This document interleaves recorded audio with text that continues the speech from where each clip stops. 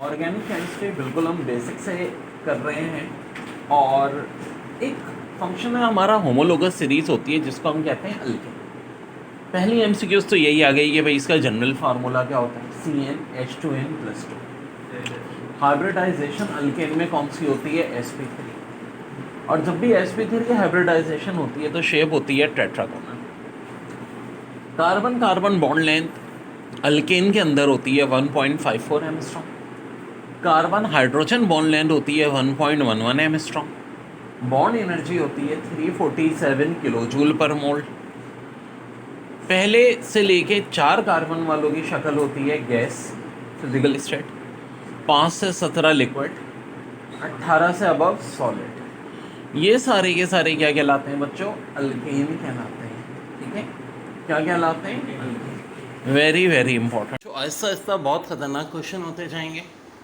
Organic की कहानी बहुत डेप्थ में जाना है हमने। देखो ClCl मॉलिक्यूल है, हीट H की मौजूदगी में जब ये दो रेडिकल में टूटता है, ऐसे प्रोसेस को क्या कहते हैं। एग्जाम में ऐसे आ जाता है कि भाई एक रिएक्शन देंगे, पूछेंगे कि इनिशिएशन है, टर्मिनेशन है, प्रोपेगेशन है, तो बड़ी अच्छी तरीके पे बता रहा हूँ।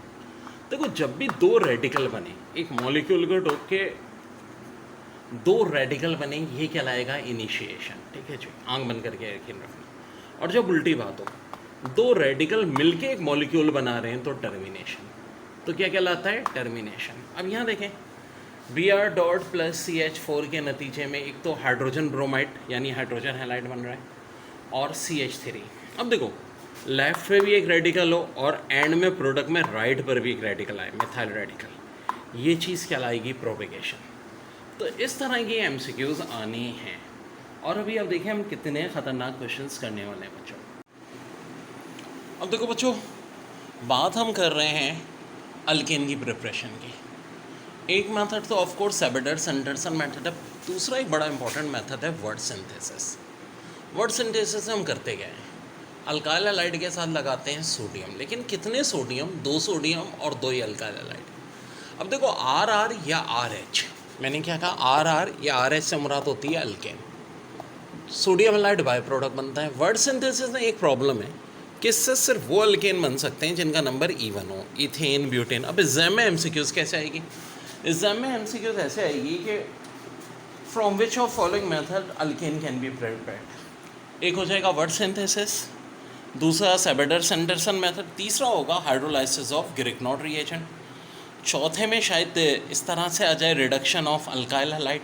ठीक है, और ई ऑप्शन ऐसे दे देंगे ऑल ऑफ दैम। तो मेथड आपको इसलिए सारे पता होने चाहिए। अब देखो ये अल्काइल मैग्नीशियम हैलाइड है, तो बिल्कुल बेसिक कर रहे हैं। एक होती है हार्ड फेल ऑर्गेनिक केमिस्ट्री, वो भी हमने करनी है, बहुत गहराइयों में जाना है।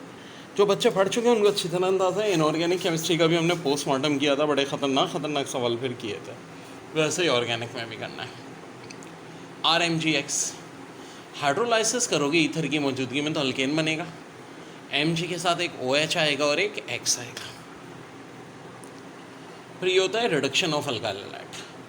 अल्काइल हैलाइड में हाइड्रोजन होता है, जिंक और HCl की मौजूदगी में ये बनता है अल्केन और हाइड्रोजन हैलाइड।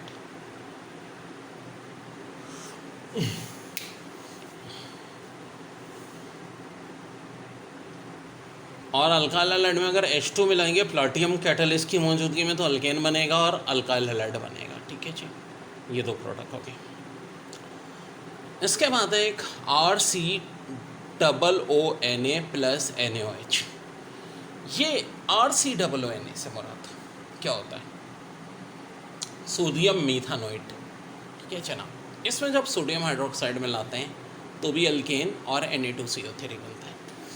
ये सारे वो मेथड हैं जिनसे हम अल्केन को प्रिपेयर करते हैं। ठीक है जी, दिस इज जस्ट बेसिक। तो आप लोग 99.9% बच्चे केमिस्ट्री में कॉन्सेप्ट की गलती करते आए हो। देखो CH4 प्लस Cl2 एक रिएक्शन होता है सनलाइट की मौजूदगी में, और एक H से मुराद है रेडिएशन की मौजूदगी में। अब हमारे यहाँ जो एक मिस कॉन्सेप्ट 99.9% लोगों में कि जनाब H हुआ तो CH3Cl बना और सनलाइट बना तब भी यही, नहीं नहीं नहीं नहीं नहीं नहीं, याद रखो जब H होता है तब तो ऐसा होता है कि एक एक हाइड्रोजन रिप्लेस होता रहेगा एक एक Cl से। पहले CH3Cl, फिर CH2Cl2, फिर CHCl3, फिर CCl4। लेकिन जब सनलाइट होती है तो ऐसा नहीं होता। सनलाइट होती है तो एक ही स्टेप में सारे के सारे हाइड्रोजन मॉलिक्यूल रिप्लेस हो जाते हैं Cl4 से। जी हाँ, इस बात का ख्याल रखें। अगर यही स्टेप कहानी सनलाइट की मौजूदगी में, तो in first step product CCl4 बनेगी, और अगर H नहीं है तो फोर्थ स्टेप में जाके CCl4 बनेगा, फर्स्ट स्टेप में CHCl3 बनेगा। अच्छी खासी MCQs आती हैं इस पर जो गलत करके आते हैं आप लोग, आपकी गलती नहीं है, बताया नहीं चाहता। अब देखो थर्ड स्टेप में बन रहा है CHCl3, इसका फार्मूला पूछते हैं। क्लोरोफॉर्म बचपन में डराते हैं ना एक अल्लाह बाबा से, अल्लाह बाबा बच्चे किडनैप करता है तो भाई क्लोरोफॉर्म सुंघा के ही करता है वो, ठीक है। तो जहाँ हम अपनी ऑनलाइन क्लासों में मैजिकल ट्रिक्स की बात करेंगे और आपको बड़े ख़तरनाक रिएक्शन मैजिक से करना सिखाएंगे, वहीं देखो कुछ याद करने वाली भी बातें। तुमने कोई MCQs छोड़ के ही नहीं जाना है। और मेरे बच्चों, आप हमारे पास जब आते हो तो इस बात की टेंशन ही नहीं लो। अभी ऑर्गेनिक केमिस्ट्री हम करा रहे हैं आपको, ऑर्गेनिक का एक एक क्वेश्चन डजंट मैटर, चाहे उसके बाद हमने फर्स्ट ईयर की केमिस्ट्री भी ऐसी करनी होती है और इनऑर्गेनिक भी ऐसी करनी होती है। तो बात मीथेन की अगर करते हैं, नेचुरल गैस में 94% पाया जाता है, इसको मार्च गैस भी कहते हैं। मेल्टिंग पॉइंट -186 डिग्री सेंटीग्रेड, और इससे एक एक्सप्लोजिव भी बनता है किससे, मीथेन से, जिसको फायर डैम या माइन गैस कहते हैं। ये MCQs आ चुकी है। इसी तरह इथेन नेचुरल गैस में पाया जाने वाला दूसरा बड़ा पार्ट है, 4 to 5% पाई जाती है। Melting point -172, boiling -89।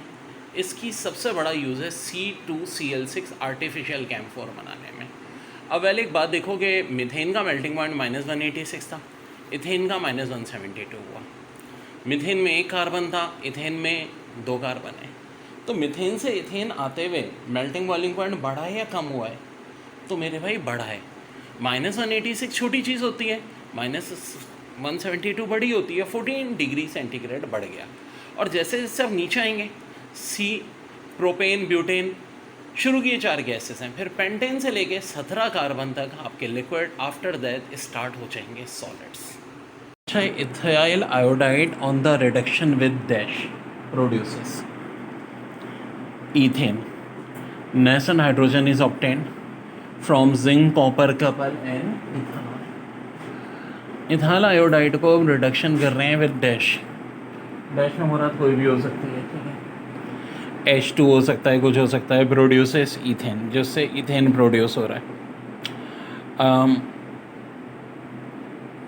Nascent hydrogen is obtained from zinc copper and.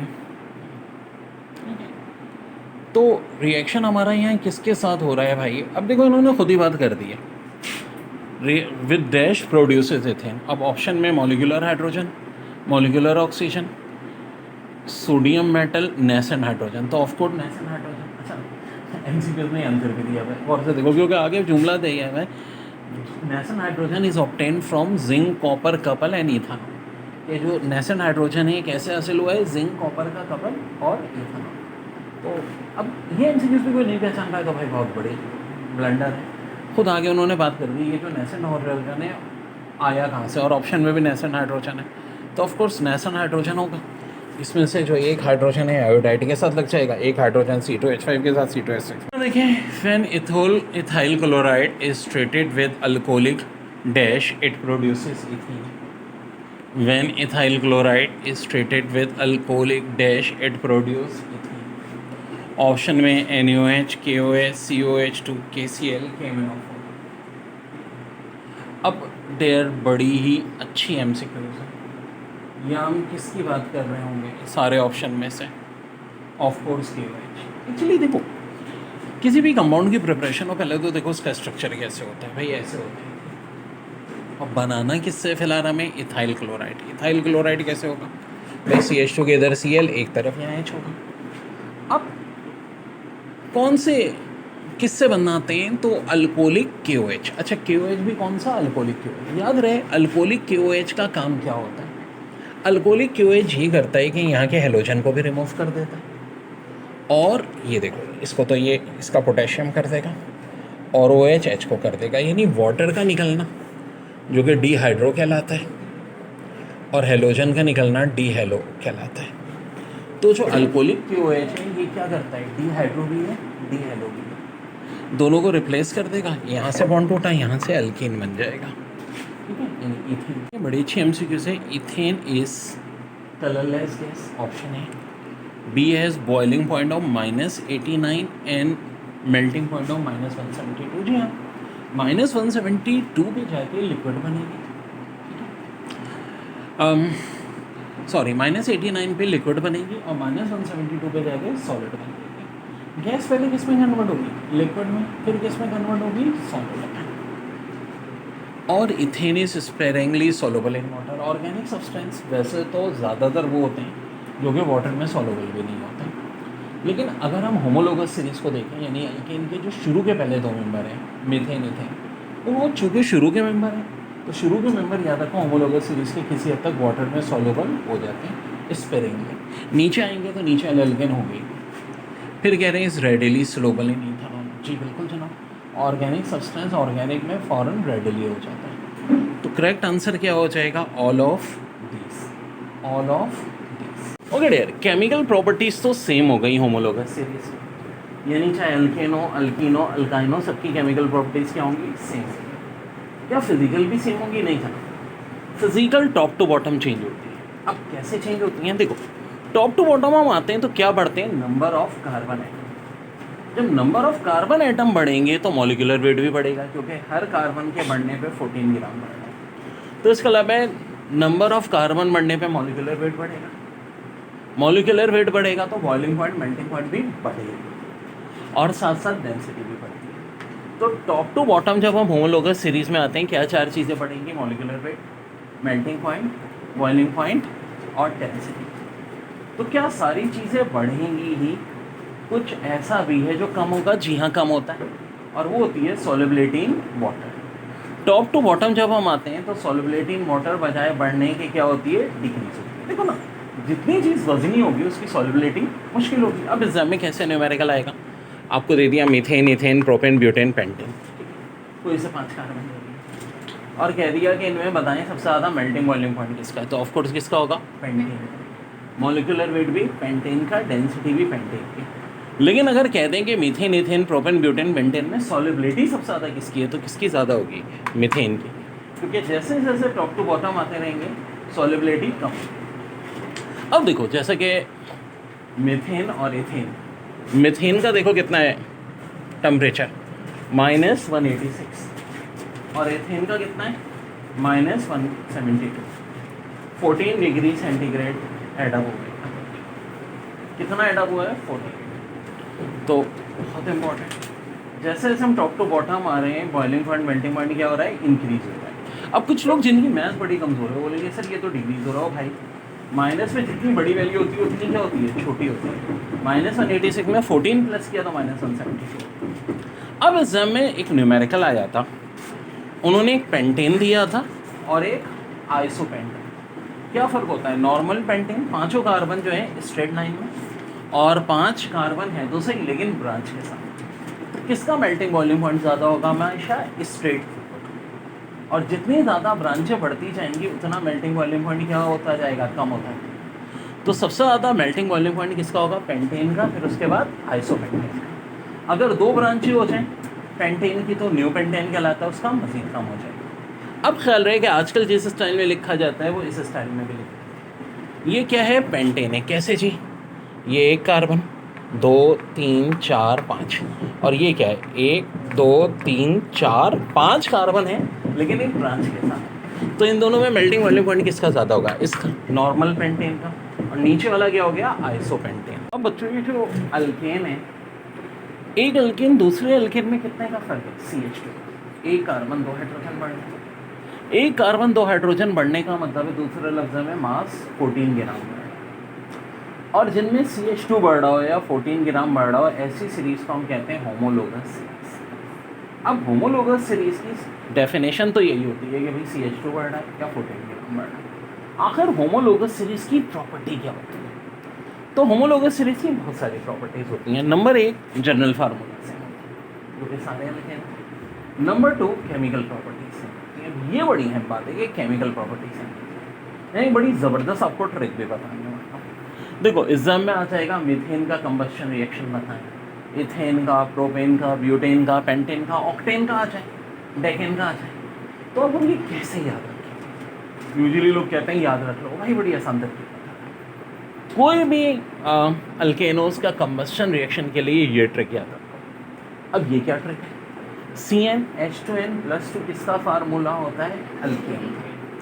N से मुराद नंबर ऑफ कार्बन। अगर हम मिथेन लेंगे तो एन की जगह 1 लूँगा, इथेन तो एन की जगह 2, प्रोपेन है तो एन की जगह 3, ब्यूटेन है तो एन की जगह 4। मौजूदा केस में फर्ज करें मैं ब्यूटेन की बात कर लेता हूँ तो एन की जगह मैं क्या ले लूँगा? 4 ले लूँगा। ओके डेयर, यहाँ 4 लिख दें, C4H10। अब यहाँ इनकी जगह मैं 4 लिख रहा हूँ तो 4 3 ज़ा 12, 12 + 1 13, 13/2O2, एन की जगह 4, 4CO2 + 5H2। ये मेरा आंसर आ गया। कल कला को पेंटेन का कंबस्शन रिएक्शन पूछते हैं, पेंटेन में कितने कार्बन है रे? 5 कार्बन, तो एन की जगह 5 आ जाएगा।